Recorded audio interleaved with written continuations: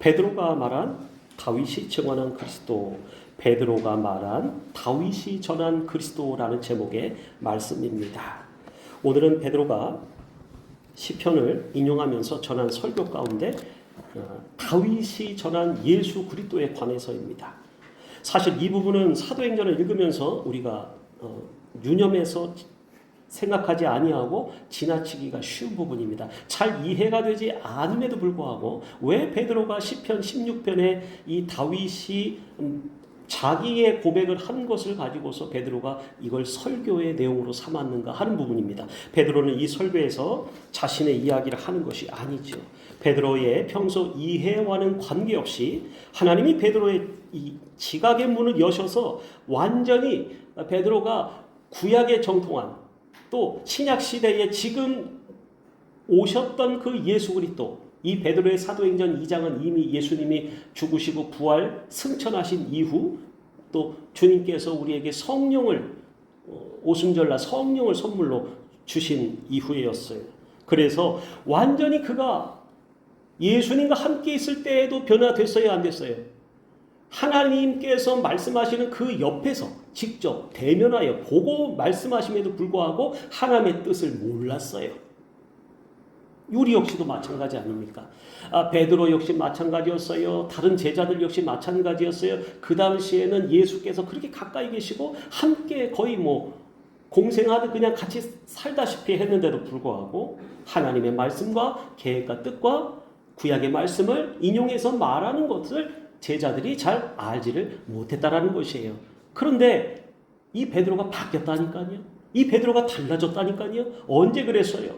주님이 부활하시고 난 다음에 사람들은 놀랐어요. 진짜 살아나셨구나. 진짜 부활하셨구나. 그거를 보여주셨다라는 것이에요. 그래서 신구약의 아주 정통한 이 성경 말씀의 정통한 자처럼 어느 학자도 이렇게 관통하는 말을 할 수가 없는데도 불구하고 구약 성경을 관통하여 예수님이 오시고 부활하시고 지금까지 가르치시고 말씀하신 그 내용을 가지고서 베드로가 완전한 지혜로 하나님께서 이에게 다 알려주시는 것이 아닙니다. 부분적으로 알려주시더라 그거예요. 그러나 우리보다는 어떻게 보면 많은 부분을 베드로가 눈이 열려서 이해하고 볼 수 있었던 것 같아요. 그래서 신구약을 관통하는 복음의 메시지를 다윗의 고백을 통해서 전하고 있더라는 것입니다. 그는 이미 구약 시대 때 예수 그리스도를, 다윗이 예수 그리스도를 어떻게 증언했는가에 대해서 그곳에 모인 몇만 명이라고 했어요? 3천 명이 회개했다고 나오는데 3천 명이 회개하려면 그보다 훨씬 많은 숫자가 이 복음의 말씀을 들었다라는 증거입니다. 그래서 학자들이 얘기하기를 그때 당시에 예루살렘에 10만에서 20만 명이 왔을 것이다. 그런데 베드로의 설교를 들은 자가 적어도 수만 명은 됐을 것이다라는 거예요. 수만 명 앞에서 그가 어부 출신이 하나님의 말씀을, 복음을 예수 그리스도가 메시아다, 그리스도다 라는 것을, 예수가 그리스도다, 이것을 담대히 선포했다라는 것이에요. 일어나서. 그래서 이것은 정말 그 수많은 사람들이 베드로의 설교를 듣기를 감탄을 자아내도록 선명하게 풀어서 설명한 것이다 라고 볼 수 있습니다. 오늘은 베드로가 아닌 그가 설명한 다윗의 증언에 대해서 초점을 맞춰서 우리가 그래서 말씀을 나누고자 합니다. 과연 다윗은 장차 오실 그리스도에 대해서 무엇을 보았을까요? 다윗의 시대는 한참 전 시대입니다. 그런데도 불구하고 다윗이 예수님에 대해서 그려놓듯이 예언했다 그거예요. 무엇을 보았을까? 무엇을 예언했을까? 자, 25절의 말씀을 먼저 보겠습니다. 다윗이 그를 가리켜 이르되 내가 항상 내 앞에 계신 주를 배웠으며 나로 요동하지 않게 하기 위하여 그가 내 우편에 계시도다. 자, 원래 이 말씀은 시편 16편인데 시편 말씀 그대로 읽으면 이렇습니다. 내가 야훼를 항상 내 앞에 모시며 그가 나의 오른쪽에 계심으로 내가 흔들리지 아니하리로다. 이렇게 써요. 이러므로 나의 마음이 기쁘고 나의 영도 즐거워하며 내 육체도 안전히 살리니, 이런 소망 가졌어요. 이는 주께서 내 영혼을 스올에 버리지 아니하시며 주의 거룩한 자를 멸망시키지 않을 것임이니이다. 스올은 구약 성경에서의 스올은 음부를 말합니다. 자, 이따가 또 히브리 말로는 원래 게헨나가 있고 스올이 있는데 그런 스올은 음부예요. 자, 이 고백을 베드로의 입장에서 이렇게 해석이 가능해집니다. 다윗이 그리스도를 가리켜 이르되 내가 항상 내 앞에 계신 예수님을 배웠으며 나로 요동하지 않게 하기 위하여 예수님이 내 우편에 계시도다. 예수님을 본 자는 아버지를 보았거늘 어찌하여서 아버지를 보이라 하느냐라고 예수님이 답답해서 얘기하신 거예요. 나를 본 자는 아버지를 보았다. 곧 예수님을 본 자가 하나님을 본 자여 아버지를 본 자더라라는 말씀으로 귀결이 됩니다. 어떻게 구약시대 때 다윗의 고백 가운데 예수님이 나타나실 수 있을까요? 예수님은 육체로 거하지 않으셨어요. 예수님은 구약시대 때 오지 않으셨어요. 육체로 오지 않으셨다. 그 말씀이에요. 영으로는 하나님이 안 계십니까? 성부와 성자와 성령 하나님이 이 세상에 안 계십니까? 자기가 자기 손으로 만드신 이 세상에 안 계십니까? 말이 안 되는 소리죠. 그러나 육체로 오시는 것은 예언된 예고다라는 것이에요. 그건 쉽게 오는 것이 아니라 나중에 하나님이 정한 때에 오시기로 계획하셨다라는 것이에요. 그래서 물론 진짜로 예수란 이름과 어떤 예수님을 그가 다윗이 눈으로 보고 예수님의 이름을 알고 말한 것이 아니라는 것이에요. 하지만 다윗은 시편에 이렇게 고백하죠. 나를 훈계하신 야훼를 송축할지라 밤마다 내 양심이 나를 교훈하도다. 나를 훈계하신 하나님을 송축한대요. 다윗은 밤이나 낮이나 하나님과 동행하였던 인물입니다. 다윗처럼 하나님을 붙잡고 다윗처럼 하나님을 정말 그 생명의 위협을 받는 가운데 오랜 시간 동안 쫓김당하면서 사울왕에게 그래서 내게 당면한 고난은 그냥 오는 것이 아니다 라는 것이에요. 고난에는 두 가지가 있어요. 내가 만든 고난이 있고 하나님이 주시는 고난이 있고 하나님이 허락하시는 고난이 있어요. 근데 대부분의 고난은 우리가 울며 애태우며 간구하며 금식하며 구하지 않습니까? 내가 만든 고난이 많아요. 물론 삶의 전체적으로 보면 하나님께서 내 인생에 허락하시지 않는 것이 아니라 허락한 시험대에 내가 놓여져 있더라라는 것입니다. 그것을 이해하는 자만이 하나님을 붙잡고 삶의 목표를 정하여서 이겨낼 수가 있다는 것이에요. 그러나 반대로 이것을 모르는 사람들은 삶의 방향을 모르고 내가 왜 견뎌야 돼? 내가 왜 참아야 돼? 죽으면 끝이지 이런 소리나 하고 있더라는 것이에요. 그러니까 근원적인 이길 수 있는 힘과 용기와 이유와 목적과 원인이 없더라는 것이에요. 어디에 있어요? 하나님의 말씀 가운데 있더라. 그래서 하나님을 평생 붙잡고 기도했던 자요, 하나님을 의지했던 자요, 내가 저를 통하여서 내 뜻을 다 이루게 하리라. 그는 하나님을 사랑했던 자요, 하나님이 다윗처럼 정말로 이 세상에서 다윗과 같이 여기고 다윗과 같이 아름답게 그 마음에 품어 다윗을 지켜 보호하셨던 그런 사랑했던 인물이 또 있을까 할 정도로 구약 성경에서 부러워할 인물이 있다면 바로 다윗 왕인 줄로 믿으시기 바랍니다. 하나님이 특별히 사랑하시는 자들이 있어요.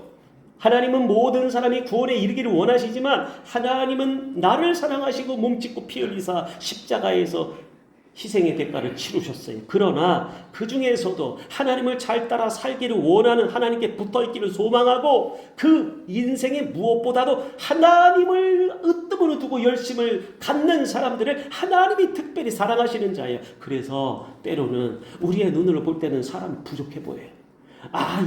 이렇고 저런 모습들이 보여서 뭔가 불협화음이 나고 이럴지라도 하나님이 그 가운데는 특별히 사랑하는 자는 그 사람을 건들 수가 없다라는 사실입니다. 그 사람은 왜 그래요? 하나님이 친히 보호하시더라. 다윗이 그 친히 보호하심을 입었고 그 고백을 한 고백이 바로 시편 16편의 고백이더라는 것이에요. 그렇기에 하나님은 다윗에게 특별한 은혜를 많이 주셨는데 다윗의 눈을 하나님의 성령께서 열어주사 시편의 고백을 하게 하시고 쓰게 하시고 기록하게 하셨다라는 것이에요. 이것은 무엇입니까? 자기 시대를 뛰어넘어서 앞으로 장차 오실 예수 그리스도 바로 메시아에 대해서 선지자적인 시각이 열려서 예수님에 대해서 예언하던 말했더라. 예언한 것이 베드로도 말했지만 성경적 관점에서도 바로 30절에 나오죠. 다윗은 누구라고 그랬어요? 여기 선지자다라고 인정하더라 그거예요. 또한 다윗 왕은 참된 왕이신 예수님을 예표한 자다. 왜? 이 땅에 사는 많은 사람들 중에 왕일지라도 그것은 인간의 세운 왕이지 진짜 참된 왕은 바로 앞으로 오실 예수 그리스도다람을 성경이 알려주고 있다는 것이 세상 사람들이 우리를 보고서 하나님을 만나야 되는 것이, 물론 우리가 다윗처럼 예수 그리스도를 예표하는 존재는 아닐 텐데 그럼에도 불구하고 우리는 어떤 존재여야 되냐면 우리의 이마에 새겨야 되는 것이에요. 어떻게? 예수 그래놓고 화살표로 내 배에다가 새기던 등에다 새기던 뒤통수에다 붙이던 해가지고 예수를 가리킬 수 있어야 돼요. 내가 사는 삶의 목적이 예수를 증거하는 삶이 되어야지 나만을 위한 삶이 되어서는 안 되더라고 그거예요. 나와 내 가족을 위한 삶은 세상에서 누구나 다 하는 목적이더라. 성경은 또 그걸 알려주고 있어요. 다윗은 자신의 시대에는 아직 육신으로는 오지 않으신 먼 미래에 오실 예수 그리스도를 바라보았다 그거예요. 어떻게 바라볼 수 있었어요? 성령께서 그의 눈을 감동하시고 열어주시사 하나님의 특별히 사랑하는 자에게 하나님이 하실 일을 가르쳐 보여주셨다라는 것이에요. 주님과 동행하는 사람은 믿음의 근간을 흔들 만큼의 시험당하지 않는다라는 것이에요. 세상을 붙잡고 살아가는 사람은 어떻습니까? 결국에는 세상의 것은 썩어 없어지고 소멸될 것이기 때문에 우리 육체까지도. 그러므로 사람은 결국 그런 사람은 두려움에 빠질 수밖에 없다라는 사실이에요.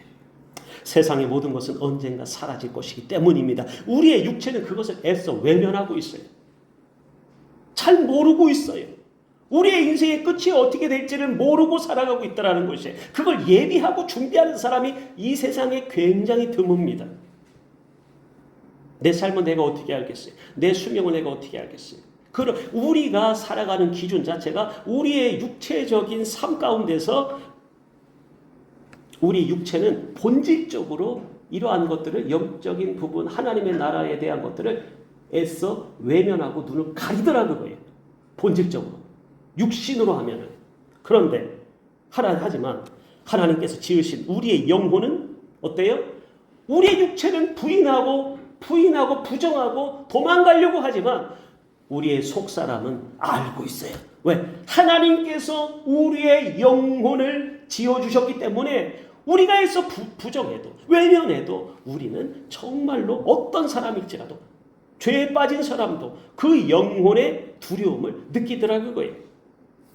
그래서 하나님을 의지하지 않는 사람들은 설명할 수 없는 불안과 두려움이 끊임없이 찾아오게 되는 것입니다. 반대로 다윗은 내 마음이 기쁘고 내 혀도 즐거워하였으며 내 육체도 희망에 거하리니라고 고백을 하더라고 거예요. 이 말씀이 굉장히 중요한 말씀이에요. 내 마음이 기쁘고 내 혀도 내 입술에 혀도 즐거워하며 내 육체도 희망에 거한대요. 육체 때문에 고통스러워하는 사람들이 얼마나 많은지 몰라요. 심령이 고통을 받아서 상처를 받아서 정신적인 질병에 걸려서 우울증과 공황장애와 여러 가지를 질병을 안고 살아가는 것이 우리 육체더라고 거예요. 이 기쁨은 다윗이 말한 기쁨은요 순간적인 감정이나 환경에 따라 생겼다가 사라지는 기쁨이 아닌 것입니다. 이것은 무슨 기쁨인가? 영혼 깊은 곳에서부터 흘러나오는 참된 기쁨이더라고 거예요. 그래서 우리가 영혼의 가락이 흘러나온다라는 가사가 있어요. 영혼의 가락이 흘러나온다. 덩실덩실 춤을 춰요. 제가 성령 96년 2월 달에 마포구에서 2층 집에 제 방에 있는데 그날 어쨌든 갈라디아서 2장 10절의 말씀을 수개월 전에 암송하고 하나님 앞에 죄에 대한 막 자복이 나오더라고요. 그래놓고 어느 날 성령이 임하시는데 제 영혼이 기뻐하는 소리가 들렸어요. 영혼이 소리치는 소리가 들렸어요. 자, 그래서 그의 입술에는 늘 하나님을 향한 찬양과 감사가 끊이지 않았다는 것이 마음에는 평안이 있었어요. 그러니까 그의 삶에서도 어떤 어려움이 있어도 핍박을 당해도 박해를 당해도 쫓아와도 죽인다고 해도 어땠어요? 삶의 평안 가운데서 소망을 잃어버리지 않는 사람이 될 수 있었더라는 것이. 그런데 다윗이 이처럼 흔들리지 않고 평안을 누릴 수 있는 진짜 이유가 있었어요. 참된 이유가 있었어요. 그것은 무엇일까 하는 것입니다. 바로 그의 시선이 이 땅에만 머물러 있지 않았기 때문인 것이에요. 이 땅의 비중을 내가 하나님보다 세상을 더 사랑하여, 내가 하나님보다 내 가족을 더 사랑하여, 그런 사람들은 비중이 바뀐 것이에요. 하나님을 우선순위에 두고 하나님을 50대 50, 49대 51로 사랑하는 거 아닙니다. 그러면 안 되는 것이에요. 내 마음이 주로 인하여서 즐거움이 넘치는, 영혼이 소생하는, 기쁨이 넘치는 하나님의 말씀을 통해 하나님의 주시는 내 속에 오신 하나님의 성령을 통해서 내가 그러한 기쁨과 평안과 안락을 평상시에 누린다라는 것이, 다윗은 그 기쁨을 빼앗을 자가 없었다라는 것이, 다윗에게는 그 즐거움과 영혼에 소리치는 기쁨과 즐거움과 찬송의 입술을 빼앗을 자가 없었다라는 것이, 다윗은 성령의 감동 가운데 장차 오실 그리스도를 바라보았고, 이 하나님께서 이루실 부활과 영원한 생명의 약속을 소망하고 있던 자였다라는 것입니다. 이것은 하나님과 동행하는 자만이 얻을 수 있는 평안과 안식인 것이. 누가 얻을 수 있다고요? 하나님과 동행하는 자가 얻을 수 있더라. 딴짓하는 사람들, 딴 길로 가는 사람들, 하나님의 계획은 관심이 없고 내 계획만 주구장창. 그래서 20대 때 후반에 제 책상에는 나이 80이 넘어까지도 인생의 계획이 다 세워져 있었는데 그렇게 됐을까요? 안 됐을까요? 안 되더라고요. 잘. 젊을 때는 계획을 많이 세워요. 시간표를 많이 세워요. 도전이죠. 나쁜 것은 아닙니다. 그런데 어쨌든 하나님 없이 세우는 계획은 무모하다 그거예요. 불필요하다 그거예요. 낭비예요. 웨스트예요. 버리는 것이에요. 그런데 하나님이 주시는 것을 내가 물어보고 자문하고 내 인생의 앞길을 하나님 앞에 물어봐서 내가 어떻게 가야 할까요? 그것을 간절히 찾는 자가 주님을 만날 것임을 믿습니다. 27절의 말씀입니다. 이는 내 영혼을 음부에 버리지 아니하시며 주의 거룩한 자로 썩음을 당하지 않게 하실 것이미로다. 여기서 음부는 헬라 말로 하데스예요. 하데스. 아까 그 스올이라는 말이 나옵니다. 사도행전에서 스올은 히브리 말로 음부를 얘기하고 헬라 말로는 하데스인 것이에요. 그런데 이것은, 이 음부라는 개념 자체는 우리가 흔히 생각하는 지옥의 개념과는 다른 장소를 말합니다. 원래 하데스는 그리스 문화에서 따온 단어예요. 그것을 하데스라는 말을 따왔지만, 그러나 성경적 해석으로 말미암아 그리스도인들은 다른 해석을 가지고서 개념을 갖고 살아간다라는 것입니다. 그래서 신약 성경에서 하데스는 죽은 자들의 영역이다 그거예요. 죽은 자들.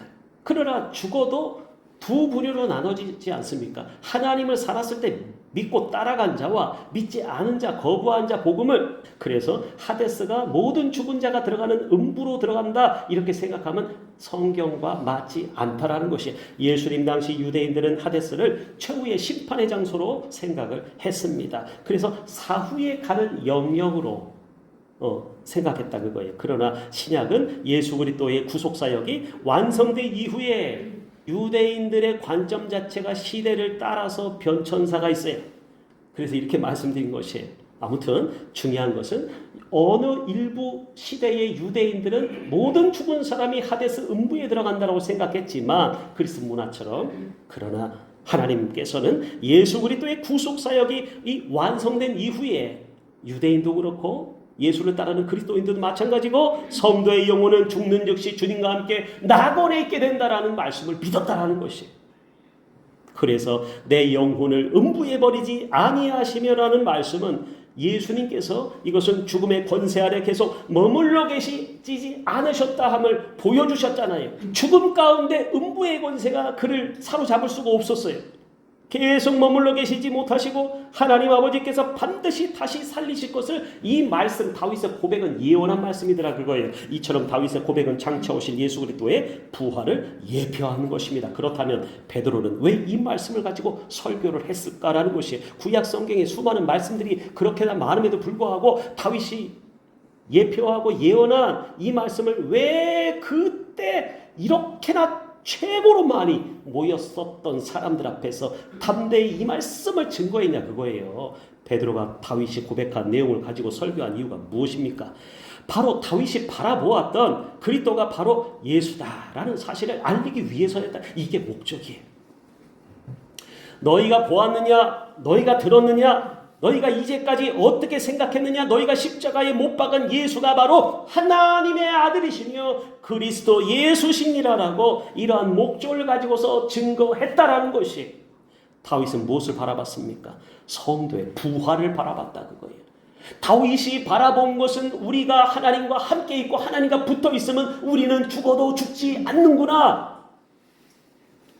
영생에 대한 소망이 성령의 조명하심으로 눈이 활짝 열리게 됐다는 것이 영존하시는 여호와 야훼 하나님, 그 하나님이 우리 또한 하나님이 하나님의 나라에 들여서 영원토록 살게 하시리라는 것을 다윗은 깨달은 것이에요.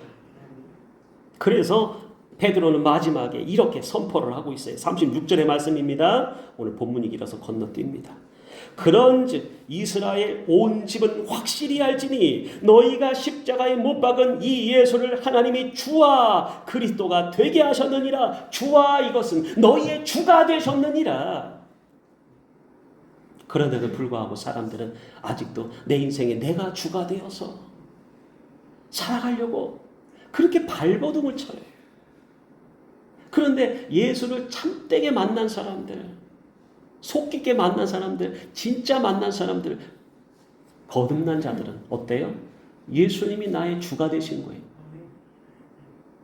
우리는 주님이 나의 인생을 인도하시고 지도하시는 길을 따라서 우리는 가야 된다는 것이죠. 그런데도 불구하고 이 간단한 원리를 우리가 모르고 살고 있다는 것이죠. 다윗이 예언했던 분, 죽음도 붙잡아 둘 수 없었던 분, 음부에 버려지지 않으시고 썩음을 당하지 않으셨던 그분이 바로 우리가 믿는 예수 그리스도이심을 믿으시기 바랍니다. 여러분, 우리는 무엇을 바라보며 소망하며 살아가고 있습니까? 세상의 영광과 소멸되어 없어질 썩어질 것은 아닌지 생각해 보시기 바랍니다. 아무리 이 땅 가운데서 우리가 영화를 누린다 할지라도, 남들이 부러워하는 삶을 산다 할지라도, 오늘 베드로가 전해준 예수 그리스도와 부활에 대한 소망이 없다면 그 사람의 인생은 썩어 없어질 음부에 들어갈 사람 밖에 되지 않는다. 그것이 우린 그저 사라질 존재일 뿐인 것입니다. 하지만 예수 그리스도를 믿는 사람은 어땠습니까? 달라야 된다는 것이.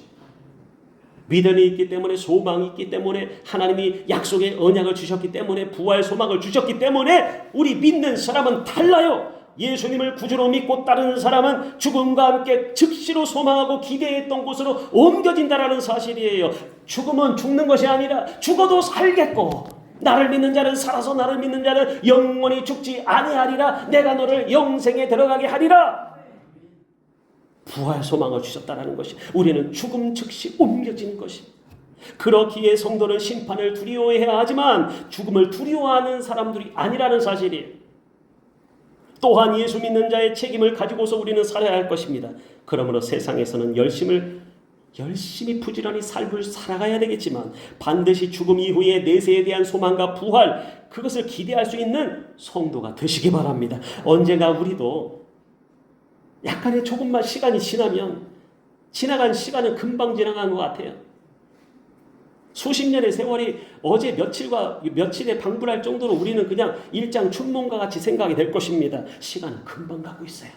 내가 언제 이렇게 나이가 들었나 할 정도예요. 그러므로 언제 이 땅의 삶을 마감할 시간이 오더라 그거예요. 그러나 그것이 우리의 인생의 생명의 끝이 아니더라. 우리에게는 부활이 있습니다. 영원한 생명이 있습니다. 하나님께서 예비하신 천국이 있음을 믿으시기 바랍니다. 우리 모두 부활 소망 갖고서 살아가시는 여러분 모두가 되시기를 주님의 이름으로 축원드립니다. 살아계신 하나님 아버지, 부활 소망 친히 몸소 보여주셔서 감사합니다. 음배의 권세가 이기지 못합니다. 하나님 아버지 죽은 자도 살리시는 하나님의 생명의 능력으로 우리도 다시 살게 하실 줄로 믿습니다. 믿음, 소망, 사랑 가지고서 이 땅 가운데서 우리가 증언하는 삶, 베드로와 같이 우리를 통해서 예수 믿는 사람들이 많아지게 하여 주시옵시고, 우리 삶의 목적과 목표와 계획을 분명히 세워 알게 하여 주시옵시고, 우리가 믿음을 갖는 것을 분명히 똑바로 믿고 살아갈 수 있는 하나님 앞에 다윗과 같이 사랑받는 존재, 칭찬받는 자녀들 다 될 수 있도록 축복하여 주시옵소서. 감사드렸고 살아계신 예수님 이름 받들어 기도 올립니다.